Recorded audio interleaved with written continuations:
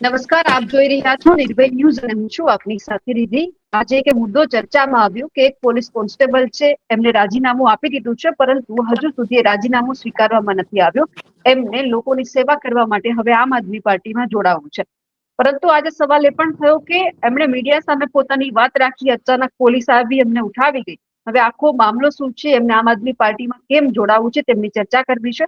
મારી સાથે અત્યારે સાગરભાઈ જાપડિયા જોડાયેલા છે. સાગરભાઈ, નિર્ભય ન્યૂઝમાં આપનું સ્વાગત છે. Thank you રિધિબેન. નિર્ભયા ન્યૂઝમાં સાગરભાઈ, આ આખો મુદ્દો શું છે? તમે 7 મહિના પહેલા પણ એક વિડીયો બનાવીને રાજીનામું આપ્યું હતું. હજુ સુધી રાજીનામું સ્વીકારવામાં નથી આવ્યું. તમને કારણ શું લાગે છે?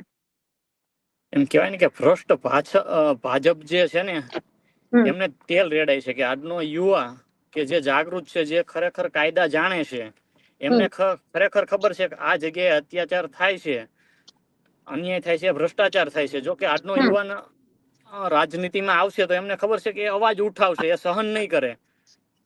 એટલા માટે ભાજપના પેટમાં તેલ રેડાય છે અને યુવાનોને રાજનીતિમાં આવવા દેવા માંગતા નથી.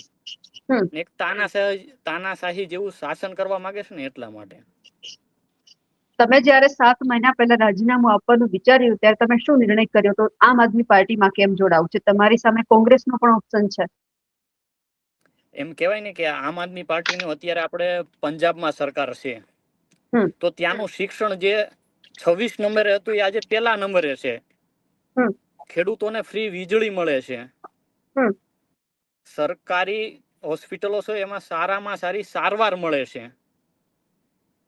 જો ત્યાં આમ આદમી પાર્ટીની સરકાર છે તો ત્યાં પણ લોકોના ટેક્સના પૈસામાંથી જ એ લોકોને સુવિધાઓ આપે છે ને. તો ખરેખર ટેક્સ તો ગુજરાતની પ્રજા પણ ભરે છે.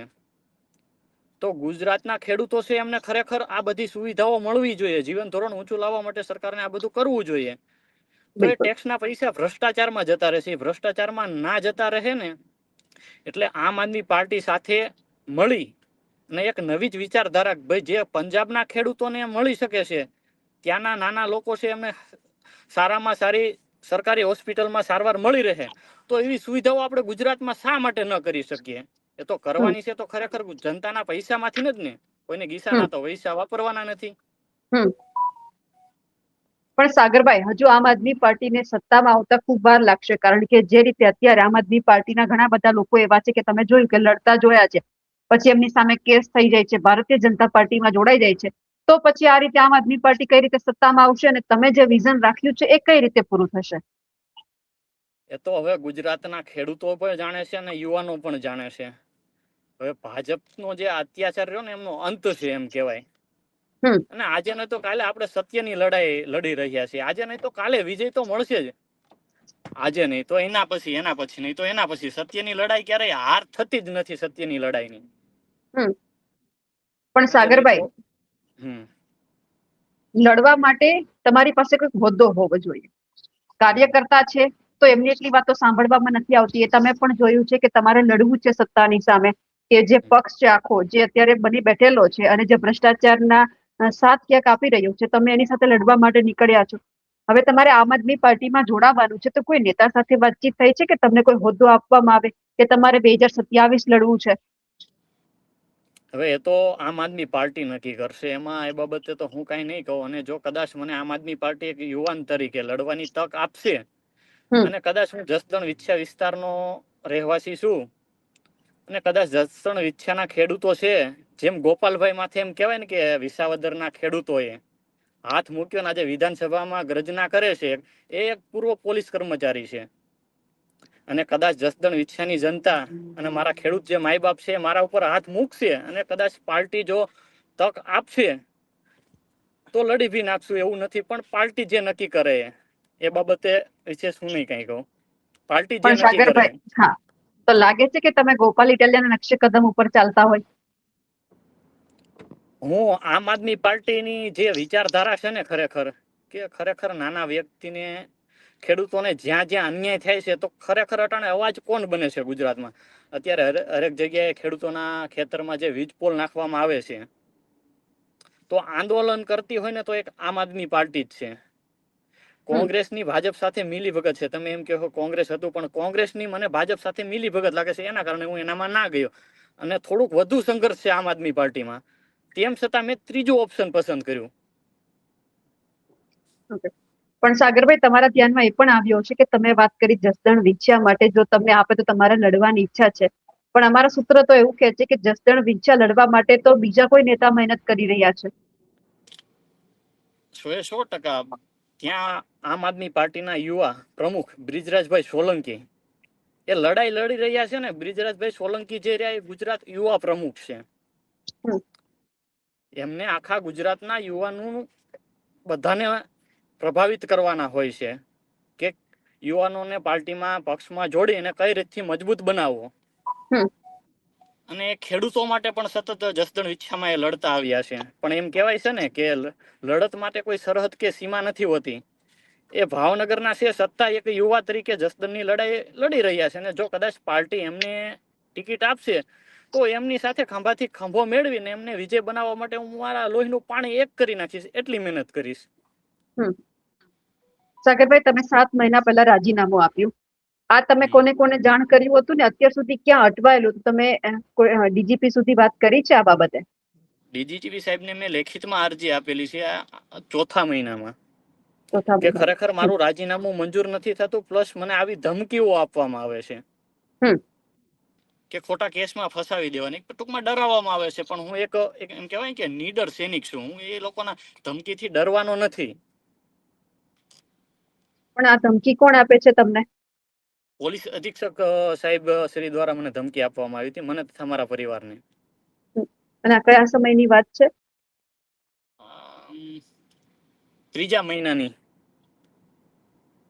ત્રીજા મહિનામાં ધમકી આપવામાં આવી. આજે જયારે તમે મીડિયાની સામે વાત કરવા માટે આવ્યા ત્યારે તમને ત્યાંથી કોણ લઈ ગયું હતું અને શું પૂછવામાં આવ્યું છે? અને ત્યાંથી આપણે એમ કહેવાય ને કે રાજકોટ ગ્રામ્ય એલસીબી પૂછપરછ માટે લઈ ગઈ હતી કે અત્યારે ખરેખર તમે નોકરી કરો, તમારું ટૂંક સમયમાં રાજીનામું મંજૂર થઈ જશે. પણ મેં કીધું મારે નોકરી જ નથી કરવી તો હું શા માટે નોકરી આવું? મેં મારું રાજીનામું મૂકી દીધું છે. નિયમો મુજબ મારા હક મુજબ મારું રાજીનામું મંજૂર કરી દે. મારી કોઈ અલગ શું કહેવાય અધિકાર અલગ આમ માગણી તો હતી નહીં. મારું હક છે મને જીવવાનો, એટલા માટે મેં એમ કીધું કે મારું હકનું રાજીનામું છે એ જ મંજૂર કરવામાં, બસ મારે એટલી જ માંગ છે. સાગરભાઈ, તમે વાત કરી કે તમે ડીજીપી સુધી ચોથા મહિનામાં વાત પહોંચાડી હતી. તમે ભારતીય જનતા પાર્ટીના કોઈ નેતા દ્વારા કહેવડાવ્યું હતું ભાજપના કોઈ નેતાને કે આ બાબતે થોડી વિચારણા કરવામાં આવે?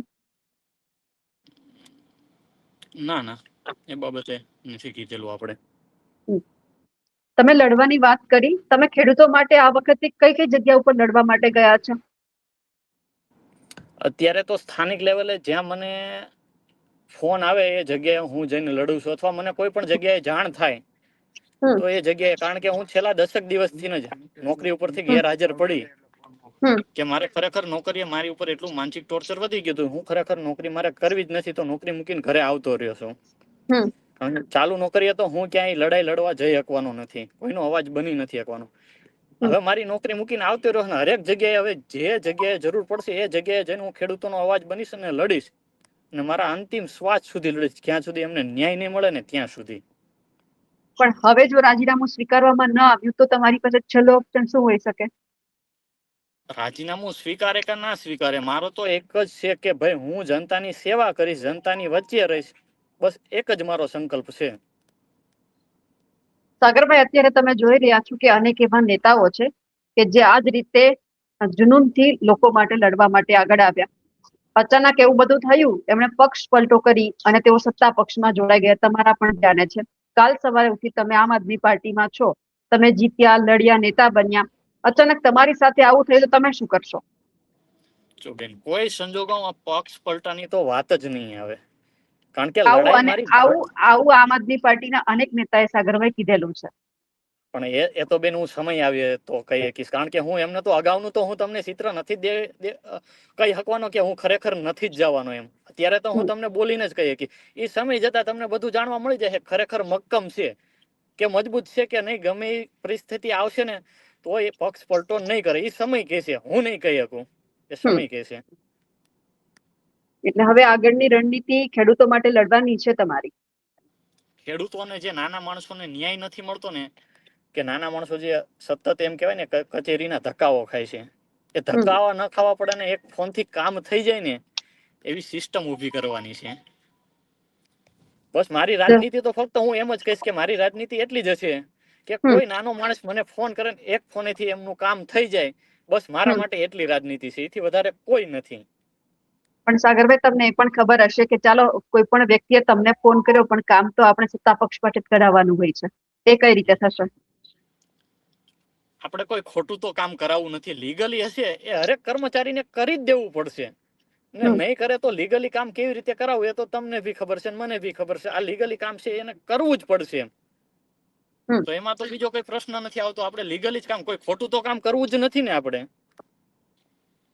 તો એમના માટે આપણને કોણ ના પાડવાના છે લીગલી કામ કરી દેવા માટે?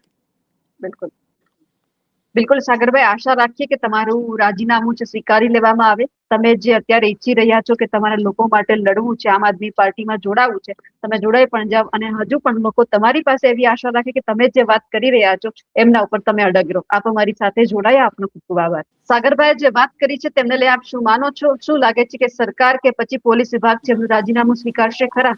અમારા અહેવાલ લઈને આપનું શું માનવું છે કમેન્ટ ચોક્કસથી કરજો. નમસ્કાર.